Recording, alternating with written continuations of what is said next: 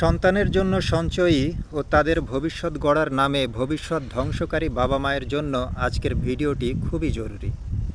প্রথমেই একটা প্রশ্ন দিয়ে শুরু করি, আমাদের ছেলেরা কিভাবে পুরুষ হবে? গ্রামের বাড়িতে গেছি বেড়াতে, রাতের বেলা শুধু মুরগির বাচ্চার কিচিরমিচির শুনছি, একটু ডিস্টার্বই হচ্ছে। দোতলার বারান্দায় নাকি আম্মু মুরগির বাচ্চা এনে রেখেছেন। জানতে চাইলাম, মুরগির খোপ রেখে এখানে এগুলো কেন রেখেছেন? আম্মু জানালেন যে মুরগির বাচ্চা মায়ের সাথে যত বেশি দিন থাকে তত দেরিতে ডিম দেয়, আর মা থেকে আলাদা করে রাখলে দ্রুত ডিম দেওয়া শুরু করে। চট করে আমার চিন্তাটা মুরগির বাচ্চা থেকে সরে আমাদের বর্তমান সমাজের আধুনিক প্রজন্মের ছেলে বাবুদের দিকে সরে গেল, যারা বয়স 25-30-এ এসেও মানসিকভাবে প্রাপ্তবয়স্ক হতে পারে না। আমার বন্ধু শরীফ, ওরা দ্বিতীয় প্রজন্মের বাংলাদেশি ব্রিটিশ। শরীফের বাবা গিয়েছিলেন 60-এর দশকে। ওর নিজের জীবনের দারুণ একটা ঘটনা শুনিয়েছিল আমাকে। শরীফের বয়স যেদিন 16 বছর পূর্ণ হয়ে 17-তে পড়ল, সেদিন ওর বাবা ওকে ডেকে এনে বললেন, এখন থেকে তুমি ব্রিটিশ আইন অনুযায়ী প্রাপ্তবয়স্ক, স্বাধীন ও স্বনির্ভর পুরুষ। এখন থেকে তোমার দায়িত্ব তোমাকেই বহন করতে হবে, তোমার লেখাপড়ার খরচা তোমাকেই জোগাতে হবে, আর আমার বাসায় থাকতে হলে বাসা ভাড়া আর খেতে হলে খাবার খরচ দিয়ে খেতে হবে। যেই কথা সেই কাজ, কোনো ছাড় নেই। শরীফ বাধ্য হয়ে একটা শপে পার্ট টাইম কাজ জোগাড় করলো। স্কুল শেষে সেখানেই কাজ করত, সেই টাকা দিয়ে বাসা ভাড়া আর খাবার বিল দিত। লেখাপড়া তো সরকারি স্কুলে, তাই স্কুলের খরচটা কোনো মতো বাঁচল। ব্রিটিশ কালচারে এটা স্বাভাবিক হলেও বাঙালি হিসেবে বাবার এই আচরণ মেনে নিতে শরীফের বেশ কষ্ট হয়েছিল। এই সময়টাতে বাবার প্রতি জন্মেছিল একরাশ ঘৃণা আর অভিমান। এই ঘৃণা আর অভিমান কিভাবে শ্রদ্ধা আর ভালোবাসায় রূপ নিয়েছিল তা আবার বলবো একটু পরে। শরীফের জীবনের এই প্রথম ধাক্কায় শরীফকে অনেকটা পরিপক্কতা এনে দিয়েছিল। 19 বছর বয়সে বিয়ে করেছিল, এখন মাত্র 45 বছর বয়সে ছেলে মেয়েরা বড় হয়ে গেছে। আমি শরীফকে আমার 20 বছরের বন্ধুত্বের জীবনে অসংখ্য ভালো কাজের উদ্যোগ নিতে ও অংশগ্রহণ করতে দেখেছি। অনেক অসহায় মানুষকে, পরিবারকে ও সাহায্য করেছে।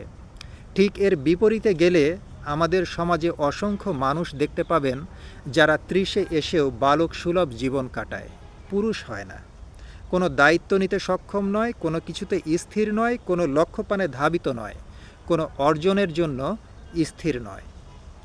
আমাদের অধিকাংশ মানুষদের দেখবেন বলতে, ছেলে মেয়েদের জন্যই তারা খেটে মরে, বাড়ি গাড়ি বানায়। জিজ্ঞেস করলে বলে, আমরা যে কষ্টের মধ্যে দিয়ে গেছি, আমার ছেলেমেয়েরা যেন তার মধ্য দিয়ে না যায়। অধিকাংশ ক্ষেত্রেই দেখা যায় এই ধরনের চিন্তার বাবা মায়ের সন্তানরা খুবই অযোগ্য ও দায়িত্বজ্ঞানহীন হয়। যে বাবা মা তাদের জন্য খেটে মরেছে, তাদের জন্য কিছু করা তো দূরের কথা, তারা নিজেদের দায়িত্বই নিতে সক্ষম হয় না। বাবা মায়ের রেখে যাওয়া সম্পদের ওপর নির্ভরশীল হয়, সেটা ফুরিয়ে গেলে চরম মানবেতর জীবনযাপন করে। আমাদের ভিতরে যারা একটু স্মার্ট এবং বাস্তবসম্মত চিন্তা করেন, তারা ভাবেন ছেলে মেয়েদের জন্য বাড়ি গাড়ি রেখে যাওয়া আমাদের দায়িত্ব নয়, তাদের শিক্ষিত করে গড়ে তোলাই আমাদের দায়িত্ব।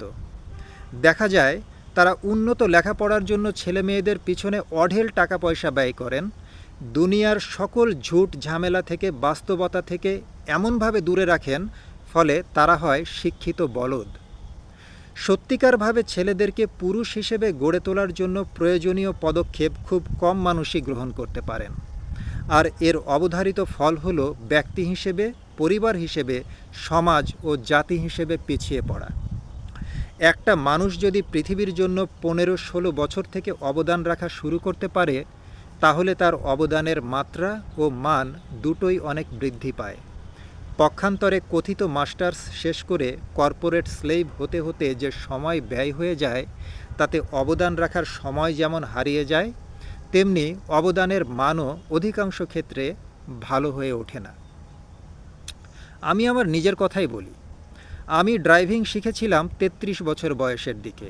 আমার এক বন্ধু তখন বলেছিল, তুমি এখন আর ফার্স্ট ক্লাস এফিশিয়েন্ট ড্রাইভার হতে পারবা না, তুমি হবা আঙ্কেল মার্কা ড্রাইভার। সামনের আরেকটা গাড়ির পেছনে পেছনে স্টিয়ারিং ধরে চালাতে তোমার জীবন চলে যাবে। আমি খুব গভীরভাবে লক্ষ্য করেছিলাম যে কথা খুবই সত্য। আমার পাশ দিয়ে বহু গাড়ি কাটিয়ে চলে যায়, আর আমার কাছে সামনের গাড়ির পিছনে স্টিয়ারিং ধরে রাখাটাকেই নিরাপদ ও আরামদায়ক মনে হয়। তাই দেরি করে দায়িত্ব নেওয়ার ব্যাপারটা শুধু দায়িত্ব জ্ঞানহীন করে তাই নয়, দায়িত্ববোধের মান ও দায়িত্ব পালনের যোগ্যতাও হ্রাস করে ফেলে। বাবার প্রতি শরীফের ঘৃণা আর অভিমানের কথা মনে আছে? এবার বলি সেই ঘৃণা আর অভিমান কিভাবে শ্রদ্ধা আর ভালোবাসায় রূপ নিয়েছিল। বিয়ের 2 বছর পর যখন একটা ব্যবসা দাঁড় করানোর জন্য ভালো অঙ্কের একটা নগদ অর্থ দরকার হলো, তখন সেই কঠোর বাবা তার হাতে পাউন্ডের একটা বান্ডিল দিয়ে বলেছিলেন, এটা বাসা ভাড়া আর খাওয়ার খরচ হিসেবে দেওয়া তোমার সেই অর্থ। এমন কোনো প্রয়োজনের সময় দেওয়ার জন্য জমা করে রেখেছিলাম। জীবনে কোনো এক সময় যদিও বাবার প্রতি শরীফের ঘৃণা জন্মেছিল, কিন্তু এখন বাবার সেই কঠোরতাটুকু সে তার জীবনের অমূল্য সম্বল মনে করে এবং বাবাকে নিয়ে সে আজ সত্যিকারের গর্ব অনুভব করে। আসুন সেই মুরগির গল্পে ফিরে যাই। ফিরে আসুন ইসলামের বাতলানো সমাজ চিন্তায়। মুরগির বাচ্চা যেমন মায়ের ডানার তলে থাকলে ডিম দেবে না, তেমনি আপনার ছেলেকে যতদিন ডানার নিচে রাখবেন সে দায়িত্বশীল হবে না। এটা সৃষ্টির প্রকৃতির মধ্যে দেওয়া স্রষ্টার অমোঘ নিয়ম। ইসলাম বলে একটা ছেলে প্রাপ্তবয়স্ক হওয়ার পর তার উপর শরীয়তের সকল আইন কার্যকর। মহান আল্লাহ এই সীমাটা এজন্যই নির্ধারণ করেছেন যে এই বয়স থেকে সে জীবন ও জগতে তার উপর অর্পিত দায়িত্ব পালন শুরু করবে। আমাদের উচিত ছিল আমাদের সন্তানদেরকে এই বয়সে উপনীত হওয়ার আগেই তাদের দায়িত্ব সম্পর্কে সচেতন ও যোগ্য করে গড়ে তোলা।